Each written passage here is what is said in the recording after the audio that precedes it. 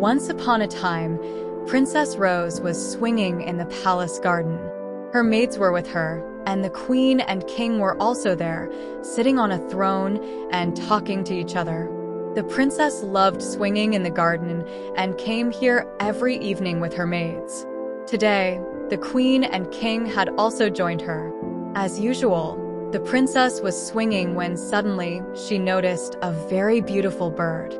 Its color was golden, and it had a small crown on its head. It was sitting on a tree, watching her. Amazed by the bird's beauty, Princess Rose got off the swing and approached the tree where the bird was perched. She said to the bird, "You are such a beautiful bird. Come to me, and I will feed you sweet and sour berries." Hearing this, the bird said, "I would love to sit and talk with a kind and polite girl like you and eat sweet and sour berries. But I am on a journey to explore different places, so I must go." Saying this, it flapped its wings and flew away. Princess Rose was astonished that the beautiful bird could talk like a human. She ran to the king and said, "Father, I want that talking bird. Now. Right now." At first, the king did not understand what Princess Rose was saying, but when the maids explained that a golden bird had come and was speaking in a human language, the king said, "My dear, I have heard in stories that there are some birds in fairyland that can talk like humans. That bird must have come from fairyland. It might come again tomorrow." The next day, Princess Rose waited, but the bird did not return. She was so worried that she neither ate nor drank anything the entire day. When night fell, she lost all hope and hugged the queen, crying. The queen tried various ways to console her, but she couldn't erase the strange bird's thought from Princess Rose's mind. Seeing his beloved daughter so sad, the king also became worried. He ordered many toys for Princess Rose, but she didn't even look at them. When 2 or 3 days passed like this, the queen and king's concern grew. Princess Rose had become very weak in these few days. They feared she might fall ill. An idea struck the king. He thought of going to fairyland with the princess to find the bird and bring it back to make her happy. When he told the queen about his plan, she said, "If you go on this journey, who will run the kingdom?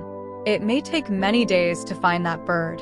Who will take care of the subjects in the meantime? You should announce that whoever brings the strange bird from fairyland will be rewarded with many gold coins." The king liked the queen's suggestion and made the announcement. Hearing about the reward, many people set out to try their luck. Fairyland was far away, and the journey was dangerous. There were many mountains, rivers, forests, and fierce animals in the forests along the way.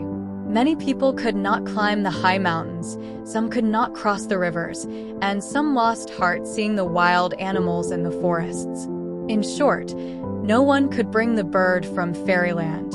One day, 2 young men came to the palace to meet the king and sought permission to go to fairyland to find the bird. The king granted them permission and urged them to bring the bird back as soon as possible because Princess Rose's condition was worsening day by day. The 2 young men set out on the dangerous journey on their horses. One was named George, the son of a woodcutter. The other was named William, and his father was a silk merchant. Since William was the son of a wealthy merchant, he was very proud. He said to George, "You should go and chop wood with your father in the forest and carry it on a donkey to the city to sell. Why are you getting involved in this?" George did not mind his words. Smiling, George replied, "My father will take care of the wood. Don't worry about that. Our king and queen are very good people. They take great care of their subjects. Because of their kindness, in our land, lions and lambs drink from the same pond. We are very prosperous because of our king. Now that they are in need, it is our duty to help them. I am not interested in the reward. I just want to bring that bird back to the king so his daughter can be happy and relieve their worries." Talking, they had traveled quite a distance and were in a field with a few large trees scattered around. Under one tree, They saw an old woman and her husband. Seeing George and William approaching, the old man stood up and signaled them to stop. "Old man, have you lost your mind? Blocking our way?" William said angrily. Leaning down from his horse, he pushed the old man aside with one hand and rode on. The poor old man fell to the ground. Seeing him fall, his wife started screaming and tried to help him up.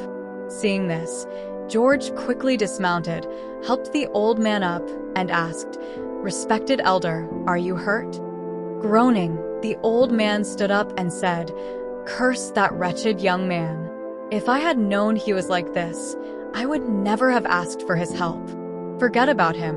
Tell me how I can help you." George said kindly, "Son, we have been trying to get home since morning. We are coming from my sister's house. Our village is a few miles from here. We are old and exhausted from walking. We are also very hungry. If you could take us to our village on your horse, it would be a great kindness," the old man said. Hearing this, George took out the food his mother had packed for his journey and gave it to the old couple. After they had eaten, George helped them onto his horse and led it on foot towards their village. The couple blessed him all the way. By evening, they reached the village. The old couple's house was there. They insisted that George stay with them for the night because it was dark and traveling at night was not safe. George agreed. After dinner, the old man said, "Young man, tell me, where are you coming from and where are you going?"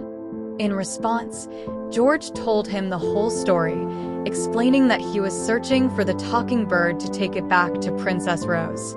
After hearing his story, the old man thought for a while and then said, "In fairyland, there are rare birds that talk like humans, but you have to search for them. There are 2 paths to fairyland. One is very dangerous and long. The other is a shorter path, and if your horse is fast, you can reach it in an hour.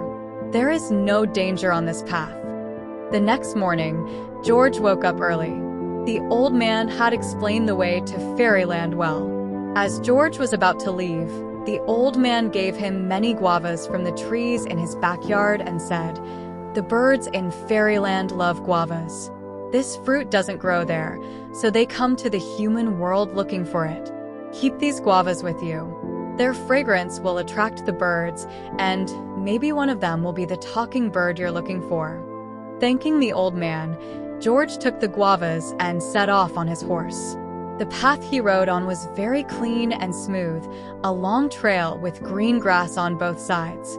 Here and there, flower plants could also be seen. George soon reached fairyland.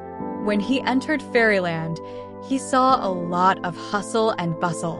Beautiful fairies, dressed in colorful clothes, were flying around. Fairy folk were wandering in the markets, busy shopping. George saw a large crowd of fairy folk in a field. He approached and found out that 2 giants were wrestling and everyone had gathered to watch the match. Although George wanted to watch the match, he decided not to waste time and continued his search for the talking bird. He kept his eyes on the trees, hoping to spot the bird.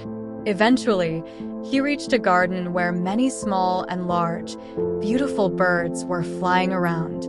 They were all chirping melodiously, but none of them were speaking in human language. George was disappointed, but did not lose hope. He sat on the grass, laid out a cloth, and placed some slices of guava in front of him. Attracted by the scent, all the birds came over and started pecking at the guavas with their tiny beaks. "Hello, dear birds, how are you?" he asked. But none of them replied. George understood that none of these birds could speak human language. When the guava slices were finished, the birds flew away happily. Suddenly, a bird with golden feathers flew down and landed in front of George. "Sorry I'm late. All the guavas are gone," the golden bird said. George was overjoyed to see the bird speaking in human language. He took out a large, juicy guava and placed it in front of the bird, saying lovingly, "Dear bird, don't worry. I have more guavas." Hearing this, the bird hopped closer and started eating the guava happily. Would you like to come with me to the human world? George finally asked the crucial question. Of course, the bird replied quickly. I love it there. There are many guava orchards. I love eating guavas. If I come with you, you won't keep me in a cage, will you? I don't like being caged. I have traveled a long way in search of you. The king's daughter is longing for you. She has stopped eating and drinking because she misses you so much. I will take you to her. You will live comfortably in the palace. I will make sure to tell her not to cage you, George assured the bird. I met the princess a few days ago when I was wandering through different cities and happened to meet her in the palace garden. She is a very kind and polite girl. I would be happy to stay with her, the bird said and then hopped onto George's hand. George's mission was accomplished, so he started his journey back. The bird flew high, accompanying his horse. As he entered his kingdom, he saw William approaching from afar. William was in terrible condition, covered in dust, with tattered clothes, and his horse looked very weak. George realized that William must have taken the dangerous path to fairyland, as the old man had mentioned. William also saw him and came closer. They greeted each other, and upon George's inquiry, William said, I made a big mistake by setting out on this journey for the reward. There were great dangers on the way to fairyland. I barely escaped with my life. George told him his story and explained how he had helped the old couple by taking them to their village on his horse. The old man, in return, had helped him, leading to his success in finding the talking bird. But I don't see the bird with you. Where is it? William asked eagerly. George pointed to the sky, and William looked up to see a beautiful golden bird flying above their heads. Seeing them talking, the bird called out, George, hurry up. We don't want to get caught in the dark. George said goodbye to William and signaled his horse to move. When William saw him leaving, he said, If I had not treated that old couple badly, I too would have gotten a talking bird. The princess would have had 2 such birds. Because of my bad behavior, I missed the chance to earn a reward. I got the punishment for my bad behavior and arrogance. Saying this, he went on his way. When George reached the palace, Princess Rose was delighted to see the golden bird. The bird quickly became familiar with her. Wherever the princess went, the bird followed her. Upon George's request, Princess Rose promised not to keep the bird in a cage. Seeing Princess Rose happy, the king and queen also sighed in relief. The king praised George's courage and bravery. Since it was night, the king did not let George go home and ordered him to stay in the royal guest house. The next day, as promised, the king gave George many gold coins as a reward. George thanked him and placed the bag of gold coins on his horse, preparing to leave the palace. Princess Rose, along with her golden bird, came to bid him farewell. Instead of heading home, George rode swiftly towards the village of the old couple who had helped him find the talking bird. When he reached their village, the poor old man was sick, and his wife was taking care of him. Due to his illness, the old man was unable to work. In such circumstances, the money George had given them was very helpful. Seeing George, the old couple was overjoyed. George shared his success with them. He then gave half of the king's reward to the old man and said, "You deserve half of the reward. If you had not helped me, I would never have gotten that bird." The old couple was very happy to receive so many gold coins and showered George with prayers. After that, George went home and narrated the entire story to his parents, giving them half of the reward he had received from the king. His parents were overwhelmed with joy. They were also very happy that their son had not forgotten his benefactors and had given them half of the reward. With the reward money, George started his own business. His father also stopped cutting and selling wood from the forest and started helping his son in the business. In a short time, their business prospered greatly. Thus, the son of a woodcutter, by loving and helping weaker people, started living a prosperous life with his parents.